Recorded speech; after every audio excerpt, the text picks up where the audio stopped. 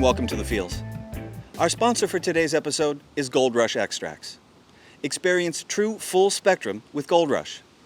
Gold Rush's CO2 extracted products provide real, full plant medicine with cannabis terpenes and a rich cannabinoid profile that can only be matched by the flowers it was made from.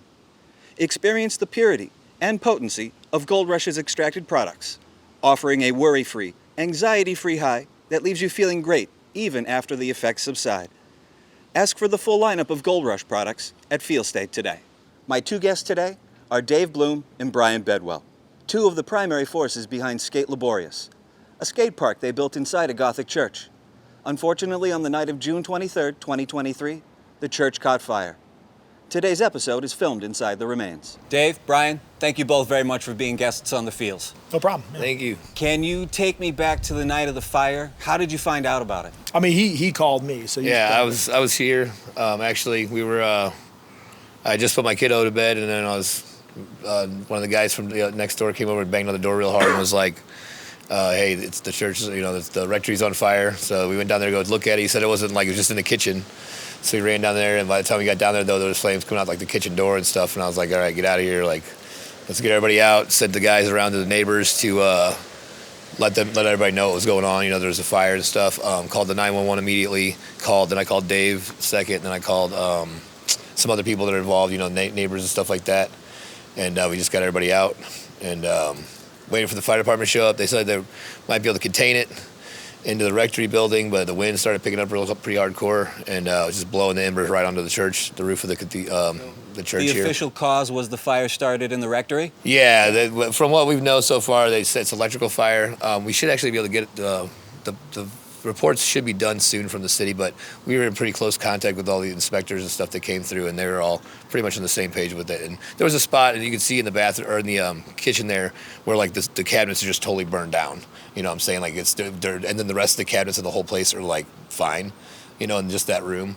But whenever we ran outside, and right when we ran outside, we were like looking at it from the outside, trying to look in the windows of the kitchen, and the kitchen windows exploded at that point because of suction. And whenever that happened, it just backdrafted all the way to the building into the upstairs, and then the whole roof caught on fire. Like the second floor was barely touched, and then it just went straight to the roof and caught the roof on fire because the wind. It creeped up the staircase. Yeah, it didn't creep. It didn't creep. It was like the second those windows broke, it was just right up there. Yeah, went on the ceiling, got up in the staircase, and once it got up in the attic, it's all just open wood timber up there, so it just roasted through it. Yeah, so 200-year-old wood timbers goes up pretty quick. Go pretty fast. How did the skating community respond? They were pretty bummed out.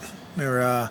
It was like really like a sanctuary for a lot of skaters and artists and just kind of fringe folk all over St. Louis, and we tried to make like a very kind of inclusive, all-encompassing environment. And so it was a big bummer. People were, Saturday when we were doing our cleanup day, a bunch of people asked to come inside, and I was like, I don't know, it's not really safe. I know we can bring people in, but a bunch of the like quad skating girls asked for like, can we come in and see it just for like closure? So I walked them in, same way we walked y'all like through the rectory and up and around, and then like they went in the corner and like looked around and they just like started crying.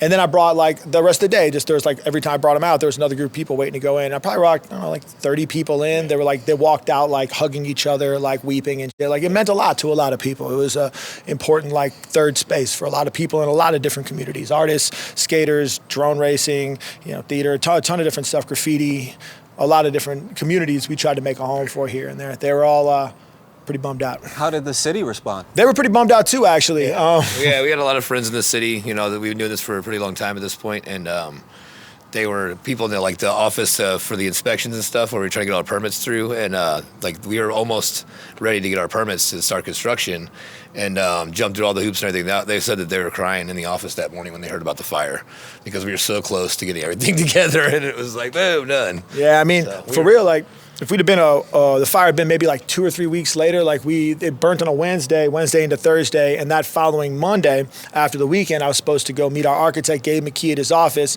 and Brian Forsey, our engineer, had finished up our engineering drawings, and then I'd be able to take all that and I'd go to the city and apply and get our building permits, and then with building permit in hand, you can go get construction insurance. And so we would add insurance on everything, but no insurance. You can't get insurance on a building with no occupancy permits, or at least so 20 insurance brokers told me. Well, and the thing was that we were kind of grandfathered in on the stuff that they had going on here before because we just kind of took it over the organization that owned it, basically, we just became them whenever we got a hold of it in the first week, whenever Dave got it. So it was like we were still kind of, they were doing like a food pantry in the basement here and stuff, and so they were letting them do that and stuff. So we kind of just went off of that and just was like, we're not going to ask any questions. We're not going to, you know, the building technically didn't change hands, so they didn't have to come through and redo all the permitting and stuff like that. So we just went off of that for a long time. We made it like 5 years, almost 6 years like that before they finally were like, okay, we were checking out you guys. We were looking into you guys' stuff, and now we figured it out now. And so that's why we had to start.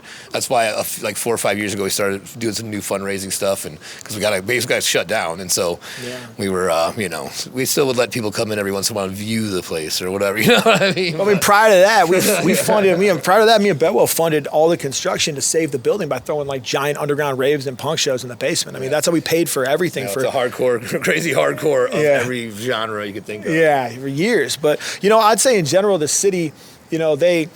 You know, maybe it might be they wanted us to succeed. Yeah, they did. The attitude we got from them was like, when we actually finally made contact with them, was like, how can we help you do this? And that's still the attitude we're getting from them. We had like several different mayors come through here in the past, 10 years or whatever too, and they were all thought it was great, and whatever else. So there's a lot of people that liked us in the city. So. And it was kind of a surprise to me. I thought for sure, I don't know. I think I maybe was looking at kind of bias. I spent a lot of time working for Bob Castley at the City Museum, and I think he just like instilled in me a healthy disdain for bureaucrats. But it just wasn't really warranted. Like, we really had a lot of love from all over the city. Like, people really want us to succeed. We had people come from all over the world to come here. That's my next question. How did the international skating community respond? Were you guys aware of the reach that Liborius had? Oh yeah. We had people come from all over the world. Yeah, well, the Thursday after it burned, I got 2 different calls. One from Germany and one from my friend that was in Switzerland at the time. But yeah, I mean, everybody heard about it immediately. You know how the internet works these days. So. Yeah, I mean, we were answering DMs. I think I got on the SK8 Liborius Instagram, I had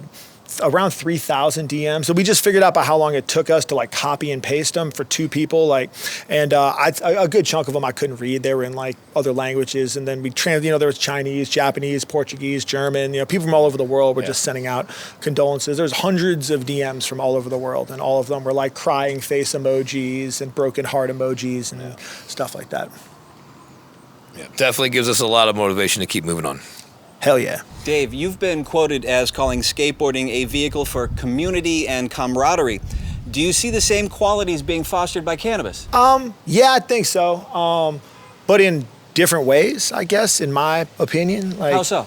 Well, I would say from my observation with skateboarding is inclusive in a way that like it makes you be a better person. Like, in that, like, you can't fake it. You can't fake it at all. It's like you can do a kickflip or you can't do a kickflip. Yeah. It's not like that's what makes it to where it's not. There's no barriers between any kind of race or race, whatever, creed, none of that stuff. Like, religion doesn't matter, because if you can do a kickflip, you can do a kickflip. And I think it's like a really super inclusive community. Yeah, and mentorship is a natural part of it, and there's a bunch of elements, of like kind of rising up of like the barrier for entry is really low. It's a very good physical activity too that brings a lot of people to it. It costs $100 to get aboard, and and so with cannabis, is kind of like that. Yeah, like a lot of people love smoking weed, and like across lots of different generations. But like I think nowadays the trends in cannabis are changing. But like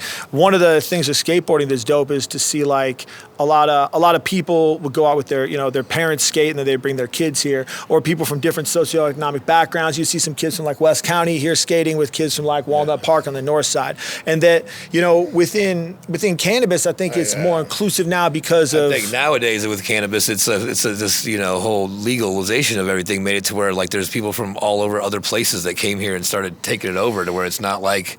Maybe it used to be more like a camaraderie, because then it was you and your homies growing some weed and trying to sell it, make some money. And now it's like these people from wherever. And also like culturally too, like all the skateboarding is not a crime stickers and shit. And like it was sort of like weed and skateboarding had a counterculture sort of a thing. But now I think now skateboarding is in the Olympics. Now skateboarding is in the Olympics, and weed is legal in most states. And so like it's that's a correlation you got right there, because skateboarding used to be illegal, now weed's legal. So it's like the same thing. Were there often smoke sessions inside these walls? I mean, people smoke weed sometimes. We had can of weed Halloween here, bro. We had a couple different cannabis events here, and it was very smoky. Yeah, people definitely smoke weed sometimes. And it didn't burn down then. We had lots of fire extinguishers. We actually had tons of smoke alarms.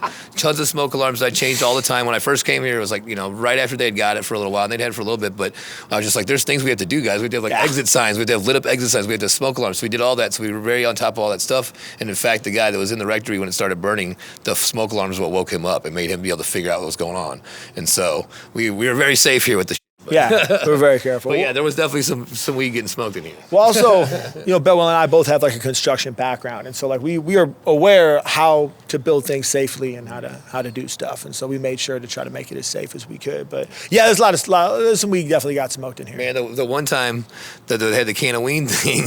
Shout out to Zach. There was this. They had somebody in there. They were like doing like live cooking of food, and they had like this lady had like 5 freaking deep fryers all set up on this little plastic table, and then it was like on one of the skate ramps, and then for like the next 2 months, it was just grease slick over the whole zone. I was like, they did one event here. It was crazy though. They had turkey legs. Yeah, they did have turkey legs. Infused turkey legs, and I ate that thing, and then I wanted like 5 more. I was like, how's that possible? They had one they did. There was just like a smoke session in the basement. You remember that? It was basically just like grown folks, no kids, come down, smoke and hang out. And those OGs smoke like 2 pounds of weed in that basement. They're just like chain smoking blunts in the basement. It was wild. And what were your first experiences with cannabis like? I just smoked, I think like most people, I just smoked weed when I was a kid. I remember making a pipe out of an apple when I was like 12. I don't know, you smoke weed. It was like some of that like sexy Mexican weed, probably, like the regs. Mine was like that thing where it was like, lots of people say they don't get high the first time they get high. I got high. Really? I got high. I got high. Do you guys think it influenced your styles as skaters? I don't really skate that much for real. Like I don't have a style as a skater. Did it influence your style as a skater? I wouldn't say that so much. I mean, it's one of those things I feel like too. Like marijuana, a lot of people think marijuana is super, super prevalent in skateboarding, but it's especially these days. It's not as much as there's different groups of people I'd say that are into smoking marijuana, and like maybe that affects their style kind of, but I don't really see it as being a thing. It's like individual preference, man. Yeah, it's like, yeah. I mean, skateboarding is such a weird thing because it's like so different for every person. Like every person is so different. Like, you know what I mean? Yeah, mad straight edge folks who skate It's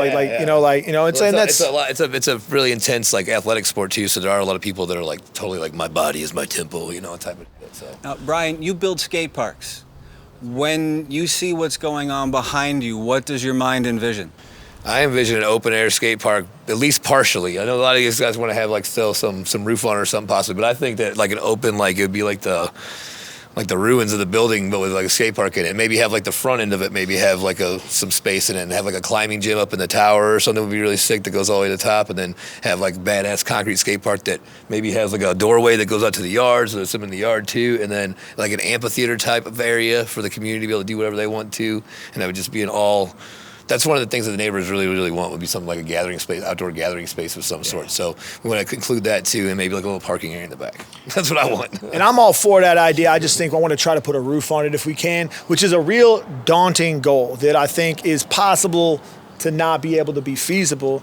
The thing about like what Bryan's talked about is I believe what he's describing, like that's an R capacity right now. Like we could probably raise the money in between his concrete and I have a metal fabrication company with the City Museum guys. We could do that, what he's describing. But like, to me, like if we can save the building, we gotta try. And if we try, we have to raise millions of dollars and it just doesn't seem like it's gonna work out, then we have this plan of being able to do a large open air skate park. But if it's possible to utilize tax credits or other types of funding in order to put a roof back on a building, give it a shot, give it a shot. And if it don't work out, I feel like the giant open air one, that's definitely doable. We could do both too. Like we could do a 50-50. That's what I'm saying. Have you guys been told what can and cannot be saved in the building yet? We're almost there. Not yet. We're right now. We're in the middle of an assessment process. We've hired a company. What is it called? SSC.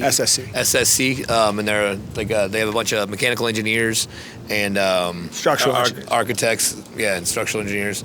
And they've been going through. We took a bunch of bricks out to get them to heat test. Heat samples from each one to see if it affected it. They were checking around with the mortar joints and stuff. We had like the lift out here doing that.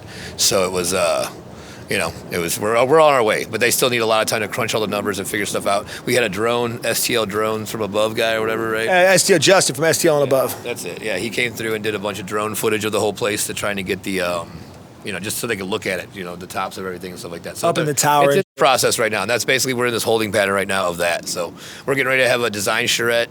What is it, November 12th? Yeah, at Create Space. Yeah, November 12th at Create Space. It's going to be like basically have our architects out there and stuff like that, and we're going to talk about what the shape of the building is, and we're going to have we're inviting tons of design students from all across the board here in St. Louis. WashU, Rankin. As well as anybody that wants to come by, and it's like a open community meeting that says, hey, this is, come put your 2 cents in, basically, type of thing. And a bunch of also like professionals in the industry as well be there. And so there's going to be like a little bit of like a little fellowship type thing afterwards, where we'll have like some free beers and stuff like that to hand out. So yeah, for right now, we've asked people to like, I'll put a thing out on Instagram about like send us some cool renderings, your ideas, and like people were doing some like glass ceilings and whole walls and speakers, and like it's real cool, man. Like right now we like let the artists make art and the dreamers dream, but after the design charrette, that's the point where like the engineers and the architects gotta like throw the wet blanket of reality on top of everybody's crazy ideas. But for now, like that shit is really fun to like kind of create compelling, captivating images and talk about what you could potentially do. And it's been a really good way of therapy for a lot of us too. Yeah, for sure. It's like, it was a pretty rough blow here. I mean, most of my life was in there. I lost a lot in this. I worked on this project for a quarter of my life. And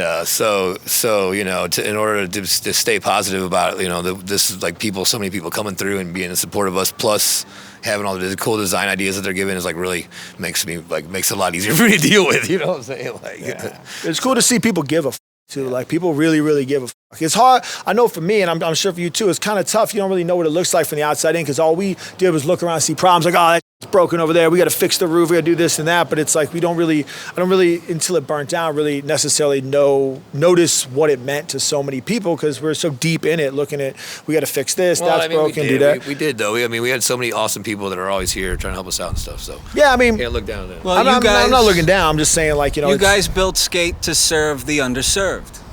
Yeah. Does that still drive you to turn this into whatever it becomes? Yeah, I mean, kids need shit like this, man. Like, there's a huge lack of opportunity all over St. Louis, specifically on the north side, but all over the place. I kind of say all the time, like, having these, and that's part of my motivation for wanting to put the roof back on so we can continue having artist studios and stuff in there, because, there's just a lack of ability for a lot of people to be able to figure out even like what they're passionate about and how to pursue it. Like, you don't ever know that you love photography if you never get to do any photography. You spend every day trying to survive in your fucking neighborhood. Like, there's just like, this massive loss of creative potential that's sad, not just for the kids, but like for everyone that would potentially get to benefit for what they do. And so like being able to have like a inclusive third space, that kids want to go to is important. Like, I would talk to people all the time that run all sorts of youth centers, and they always say all the same shit. They always say that the hard thing they do is just get the kids to walk in the door and be engaged. And if you talk to all them kids, they're always like, when you want to go to that place, they're like, yo, youth center's so fucking lame, I want to go there. But like, we didn't ever have that problem. Like, they beat the fucking door down and to come here. And then, but once you get kids in, you can make a real impact on their life. You got to meet kids where they are, like where they want to be. You can't just, decide, oh yeah, you're going to come to this place. We got a basketball court and some ping pong tables and a cafeteria. And like, you come here, like you want to make, kids want to be there. You got to have a third space, like the idea that you got work or school, depending on how old you are, in your home, but you need a third space, like a community place where people can come and be together and and figure out who you are and be creative and be encouraged in what you do. That's going to do it for another episode of The Feels. I'd like to thank our sponsor for this episode, Gold Rush Extracts. Experience true full spectrum with Gold Rush. I'd also like to thank our clothing sponsor, Humble Rain. Be fiercely driven. Importantly, I'd like to thank our guests, Mr. Dave Blum and Mr. Bryan Bedwell from SK8 Liborius. Guys, thank you very much. Thanks for having us. Appreciate it. Is there any place out there in the world online they can find out information, possibly make a donation? Oh, yeah. Yes. Check us out. Look up GoFundMe. Look up SK8 Liborius on there. It's SK8 Liborius. Also, SK8Liborius.com. Check us out. We got a bunch of T-shirts and stuff. Come buy some T-shirts from us. Also, tax donation. Yeah, we have a tax donation letter we can get you if you want to make a sizable amount to us. We can write it off on your taxes. Hit us up on our, Gmail. SK8Liborius@gmail.com. Yeah, and then all the socials at SK8 Liborius. Finally, I'd like to thank all of you out there, the viewers and listeners around the globe. Until next time, I'm Jeff Rouse. Good night.